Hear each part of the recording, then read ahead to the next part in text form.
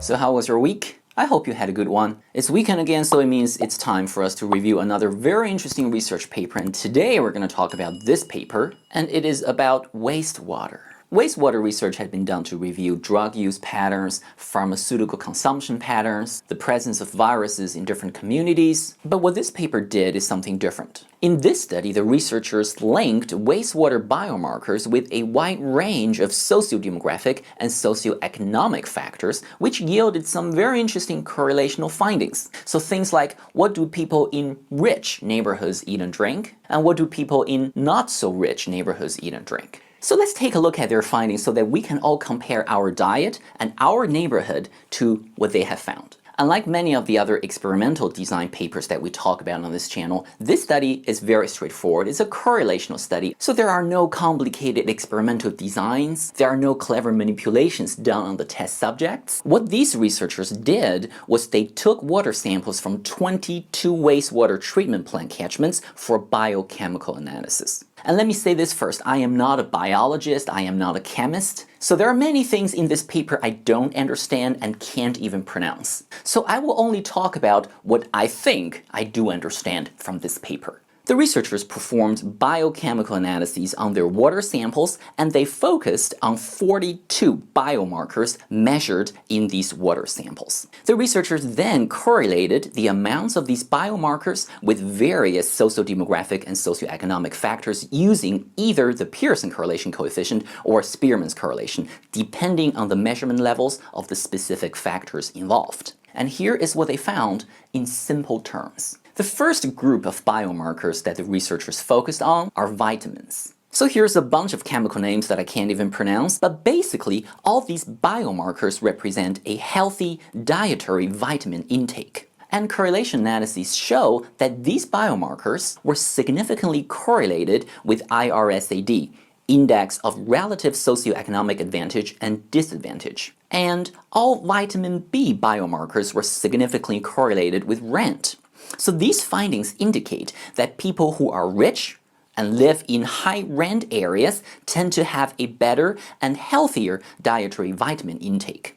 The next group of biomarkers are fiber and citrus. Fiber and citrus roughly indicate dietary consumption of fruit and grains. And just like the previous group of biomarkers, these biomarkers were also found to significantly correlate with IRSAD, Index of Relative Socioeconomic Advantage and Disadvantage, indicating that people from socioeconomically advantaged neighborhoods tend to have better and healthier diet. Their correlational findings also show that these biomarkers were correlated with levels of education and occupation. That people with a higher education and people with a more managerial type of occupation were more likely to consume grains, fruit, and vegetables. How does your diet compare here? The next group of biomarkers represent caffeine. So this group of biomarkers indicate the consumption of caffeinated beverages, especially coffee. The first interesting finding here is that the researchers found that caffeine correlated with the previous two groups of biomarkers, indicating that people who have a healthy diet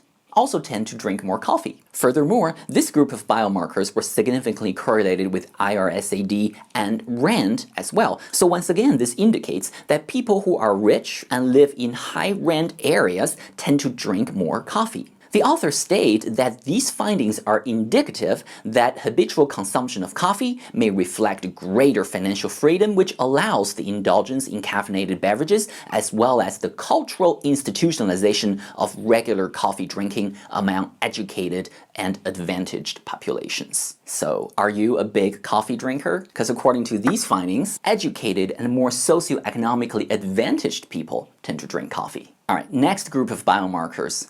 Antidepressants. Antidepressants are included in this study because they are a proxy for psychological disorders, problems, and distress. This group of biomarkers showed significant and negative correlation with IRSAD, indicating that the more socioeconomically advantaged somebody is, the less likely this person is going to need to take antidepressants.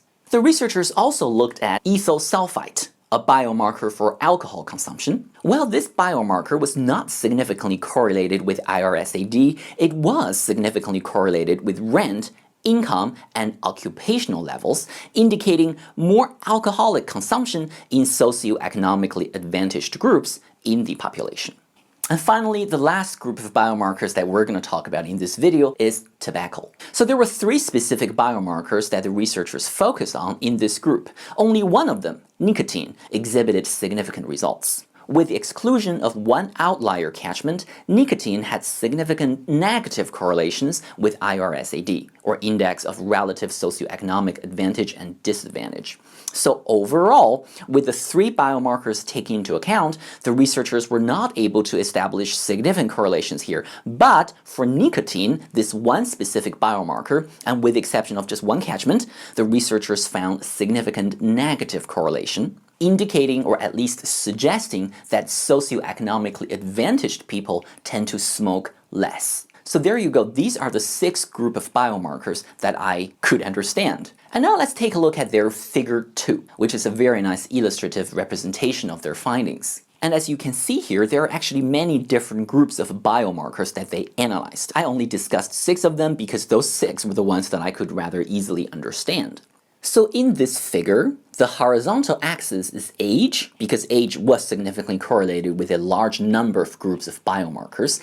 The vertical axis here is Index of Relative Socioeconomic Advantage and Disadvantage, which is a variable we discussed a lot already in these correlational findings. In fact, the inclusion of the Index of Relative Socioeconomic Advantage and Disadvantage is really the key thing here for this study, because this is one of the first studies that took into account socioeconomic and sociodemographic status in relation to the analysis of wastewater biomarkers. And what this figure shows is that people who are more socioeconomically advantaged tend to have a healthier diet with plenty of fibers and vitamins. These people drink more coffee, which reflects a certain level of financial freedom to be able to indulge in caffeinated beverages on a regular basis, as well as a certain cultural institution associated with coffee drinking. Now looking at the lower portion of the figure here, people who are more socioeconomically disadvantaged tend to have a less healthy diet, they tend to smoke more, they tend to take more antidepressants, they take more medications and other pharmaceutical products. Let's also keep in mind here that all the faded dots represent non-significant correlations, but the researchers included them here in order to show a more complete pattern of findings. Let's also keep in mind here that the researchers included age as the horizontal axis. And what we can quite clearly see is that older people in general tend to take more medications and use more pharmaceutical products because of their advanced age and relative poor health. But the fact remains that the use of antidepressants and medications and pharmaceutical products are still significantly and negatively correlated with socioeconomic status, which is why all these dots here are down here and not up there in this particular quadrant. So that's it, I think, for this paper. To me, this paper is very interesting because it shows what people eat and drink in relation to their socioeconomic status. And if for nothing else, the findings of this paper remind me of the importance of having a healthy diet. A diet that is rich in vitamins and fiber. So based on these findings, I think it is time for us to grab a glass of orange juice, or a cup of coffee, or a healthy salad. So what do you think about this paper? Do you also find it interesting? Leave your thoughts and comments down below. And next weekend, we're going to take a look at another very interesting research paper about birds. So join me again. And until then, have a great week and take it easy.